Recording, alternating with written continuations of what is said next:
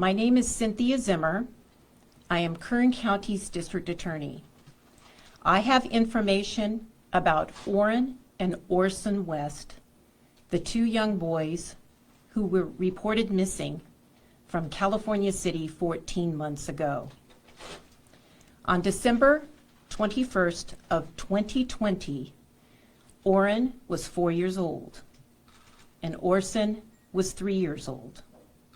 Their adoptive parents in California City, TREZELL West and Jacqueline West, reported to the California City Police Department that the boys had disappeared from their backyard. The California City Police Department began a search for the boys in the area around their home.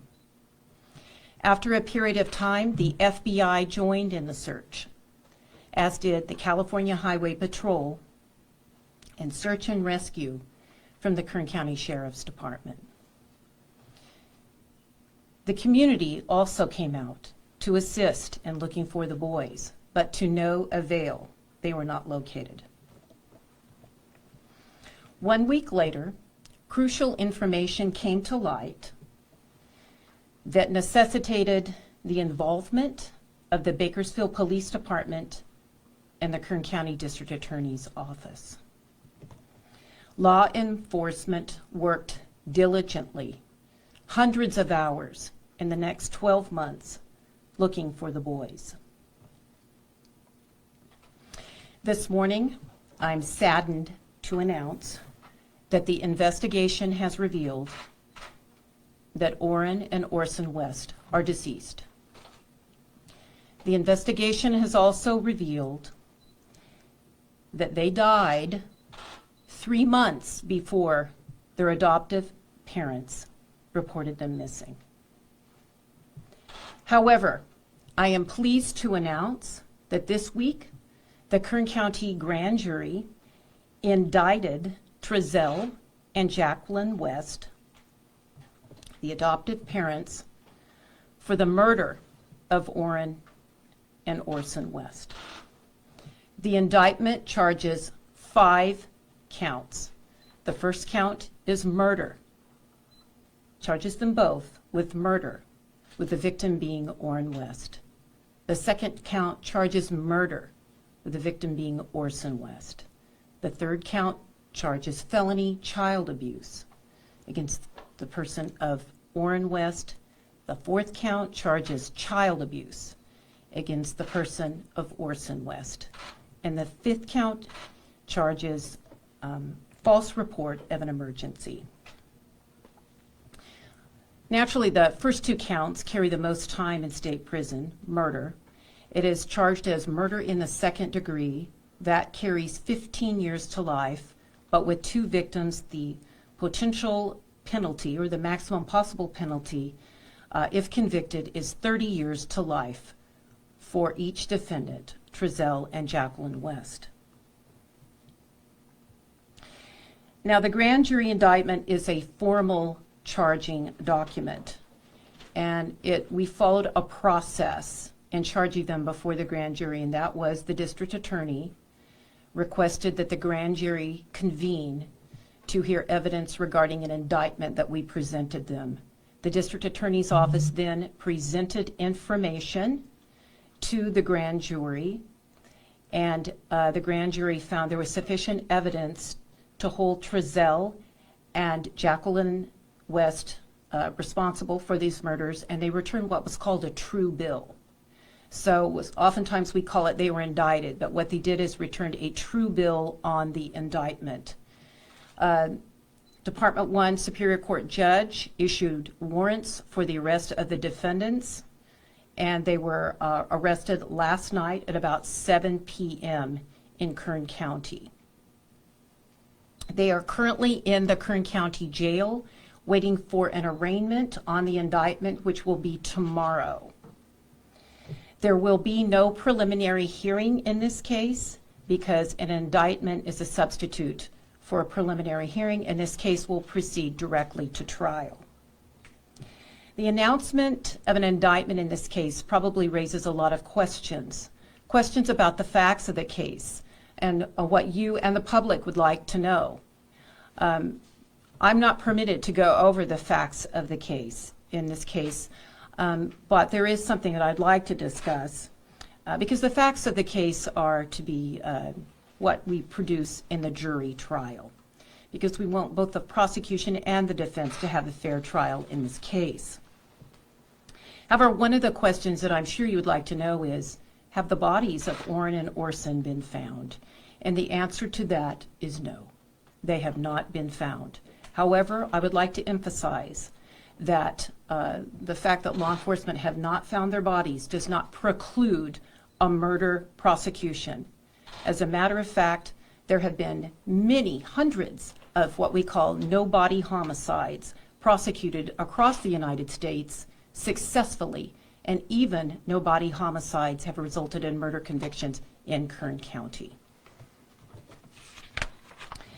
I'd like to introduce the people who are standing here with me today, who have been crucial in bringing this case forward. Eric Smith is the person to my right here. Eric Smith is the supervisor of the homicide unit at the DA's office. Next to him is Bryant Estep, also a homicide prosecutor in the DA's office, and these two gentlemen are the people from my office who presented the evidence to the grand jury, and this grand jury hearing began 3 months ago in December of 2021. Mr. Smith, would you like to come say a few words? On behalf of myself and, of course, Deputy District Attorney Bryant Estep, I would like to thank the allied agencies who worked tirelessly throughout this investigation. That includes also the Kern Regional Crime Lab and also the DA investigators in this case. Kern County law enforcement worked together at first in an attempt to locate Orrin and Orson West, and as that continued, it turned into the investigation into the disappearance and ultimately the homicide of the two boys. The lead investigative agencies, Bakersfield Police Department, California City Police Department, they worked tirelessly throughout the course of this over a year since this occurred to follow up on leads and complete the investigation. Investigation that was continued even throughout the grand jury hearing. The indictment itself took approximately 3 months. Over 50 witnesses testified during the course of the indictment. Much of those witnesses' testimony was extremely emotional as it related to this case. But that's to be expected from a case that involves the murder of two innocent children. Thank you. Thank you, Mr. Smith. To my left are two chiefs of the lead agencies in this case that did most of the work. Bakersfield Police Chief Greg Terry and California City Police Chief John Walker. Chief Terry, would you like to say a few words? Thank you. Good morning, everyone. This is not the outcome that we and so many had hoped and prayed for over the last year. Our thoughts and prayers go out to the families of Orrin and Orson who, with this news today, their worst fears have been realized. I want to express my pride and appreciation to our homicide team, who invested so much personally and professionally to find the truth in this investigation. We now realize that the search for the boys began after the real tragedy had already occurred. But it is the work and diligence of the investigators, our partners, California City Police Department, the FBI, the National Center for Missing and Exploited Children, and many, many other law enforcement agencies, community members, our own community members, and members of the public. That diligence, that refusal to give up is why we are here today. I also want to express my appreciation to our District Attorney, Cindy Zimmer, for her leadership and for her commitment to the safety of our families here in Kern County, no matter how difficult the case. We also would not be here without the teamwork and support of the District Attorney staff. They provided invaluable support to our investigators, a perspective and advice and counsel along the way. And again, we would not be here without that support as well. And the last thing I would say is this is not a resolution in this case. And there will not be a resolution completely in this case until these boys are brought home. Thank you, Chief Terry. Chief Walker, would you like to address the audience? Good morning. Thank you for being here. Let me emphasize, first and foremost, this is a tragedy, an absolute tragedy that was reported in my city, that 2 small boys could be killed by their parents. But I do have to say how proud I am of my department from the second we got the call until we brought in so many resources, and we're very grateful for that. But the second we got the call, we were on scene. We began to work it and look for these kids. And we had so many agencies involved, Kern County Sheriffs, the Search and Rescue, CHP came with their helicopter to help us. But the citizens of Cal City came out in numbers to look for these kids.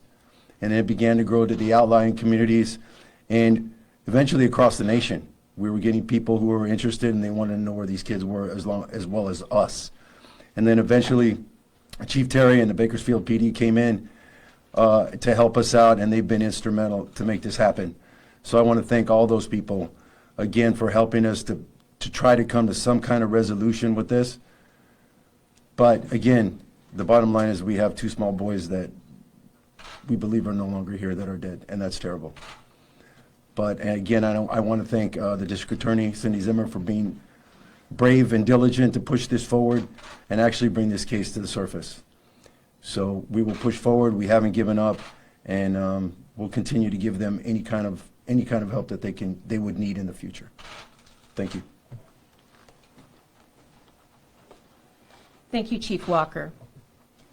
While the defendants in this case, TREZELL and Jacqueline West, are presumed innocent, the securing of a grand jury indictment is a major step in ensuring that there will be justice for Orrin and Orson. This case has tugged at the heartstrings of people in my office and in law enforcement and in this community. It is a horrific tragedy that these precious little boys had to lose their lives.